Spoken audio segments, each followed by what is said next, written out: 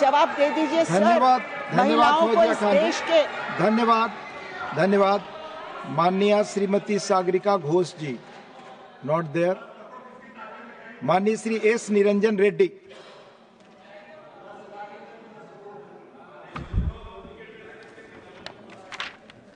Thank you, Deputy Chairman, sir.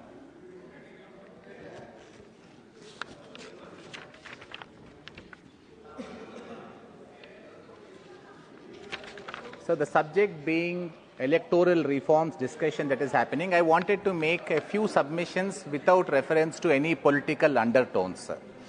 So there has been a lot of discussion with regard to the special intensive revision. Sir, as a member, I feel that the special intensive revision is legally sanctioned. We have Article 324 that enables Election Commission to undertake such superintendents. Sir, we have Section 21(3) of the 1950 Act, which empowers the Election Commission to call for these revisions, special or intensive. Sir, we have Rule 25 of the Registration of Electoral Rules 1960, which once again empowers Election Commission to undertake such revisions. Sir, if there is a legal provision available for Election Commission to do this, the next question would be, is there a necessity to do this? Sir, it is maybe undisputable that our electoral rolls are far from perfect. Sir, a survey conducted in the year 1999 by a noted NGO organization called Lok Satta found that in urban constituencies, 44.5% of voters do not exist. In rural constituencies, it is 15%. Sir, I recognize that the incidence may have come down from what it was found in 1999. But, sir, Bihar throws up a very interesting statistic. Sir, like many other members, I was very apprehensive when they announced that on the eve of elections, they would be undertaking this SIR exercise. I felt, does this have a political reason behind the SIR being undertaken here? Sir, what now the events that transpired bear out is after the Bihar SIR exercise has been carried out, sir, it is found that 65 lakh voters' names were registered on the rolls incorrectly. Now, this matter, sir, was taken to Supreme Court on apprehension. Supreme Court entered certain procedural caveats. Supreme Court said if you are taking out anybody's name, give them a notice. Sir, as far as I see, because the matter is still sub judice before the Supreme Court, after the exercise has been completed, after 65 lakh voters' names have been deleted, sir, there is a very interesting press statement that has been released by Election Commission of India, which I have corroborated with the hearing that happened in the Supreme Court also. Sir, Election Commission in its press note of 17 November, I'll place this for authentication, sir, has said something very interesting. It said that after all these people have been removed, there have been 0 appeals against wrong inclusion or exclusion of any elector after special intensive revision in Bihar in any of the 38 districts from any of the electors, and sir, most importantly, or any of the 12 recognized political parties. Sir, in the Supreme Court was mindful that certain people whose names have been removed may not have a chance of filing an appeal.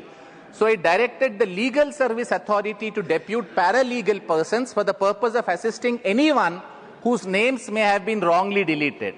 Sir, it was noted by the Supreme Court at the hearing on 26th November 2025 that no person has come forward to say that they have been wrongly deleted. Nobody has sought the assistance of paralegal persons or the legal aid persons as the Supreme Court asked the Legal Services Authority to provide.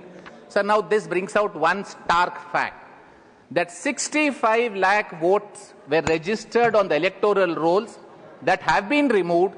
Not one person whose name has been removed, not one political party has been able to point out a mistake. Sir, I acknowledge, I want the government to take note. While this exercise has been carried out and they are starting one more round of exercise for half of India, the timing is possibly what is creating an apprehension. Sir, it is an exercise that under the law is required to be undertaken. Originally, sir, in 1950, it was to be undertaken every year. In 1956, they said there is no point in doing this every year. It has to be done before the general elections. Now, sir, it is amended to say that whenever the Election Commission intends that this needs to be done, this can be undertaken. So possibly, sir, SIR is a good exercise. The timing needs to be careful. Maybe the cleaning up exercise is starting today. My only appeal to all the political parties would be, please ensure while this exercise is being undertaken, you activate your district units, your local units, that if any person's name is wrongly excluded, sir, there are appeal mechanisms to the district collector, and there's a further appeal to the chief electoral officer, sir, who is sitting in the state. Sir, another very important thing, sir. Please, Sir, please do not interfere. Another please. very important thing, and this is what I want to allay the apprehension of many of the members from the opposition side. The electoral roll revision is undertaken at the state government and state officers level.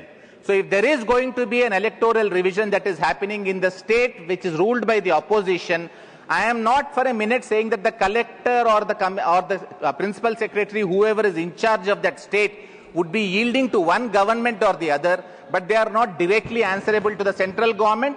The apprehension can be cast aside.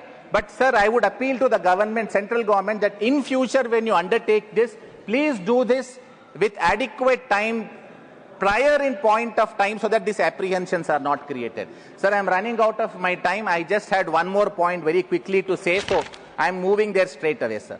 Sir, there has been a debate about the election method that we follow, which is first past the post system. Sir, I made a study, except India, Bangladesh, Pakistan, UK, Canada and US in some elections, no other major country is following this first past the post system. Sir, the 170th Law Commission in 1999, when Vajpayee ji was the Prime Minister, the 255th Law Commission in 2015 recommended, sir, that we have a hybrid. Sir, I'll request you for 30 seconds more. It suggested that we have a mixed proportionate system where we have direct elections as is happening now. We also have a list system where, depending on the percentage of votes that a political party gets, they should get representatives. We may have more people who are not electable come into the house. Sir, in this house, and I conclude with this, we have had two stellar examples, sir. We have had Mr. Manmohan Singh, who was our former Prime Minister. Sir, he had to be elected to this house because the entry barrier for elections to Lok Sabha was so high that maybe for a person of that eminence, if it was little difficult for the party to think of fielding him in a Lok Sabha, something is wrong with our system. Sir, I want this side to take note that one of my gurus, Mr. Arun Jaitley, who we dearly miss, was a member of this house. He brought a lot of grace to this house, but we realized how difficult it was for a person of Mr. Arun Jaitley's stature also to get elected. Sir, if we have these two stalwarts who have a difficulty in getting elected, this is a problem that we have in the legislative assemblies and in the house also, sir. I think I second the recommendation made by Fatima ji that we possibly should have a JPC to look into electoral reforms. Sir, 1999, 2015, the Law Commission recommends this, but nothing has happened. So thank you so much for giving me this extra 1 minute. Thank you.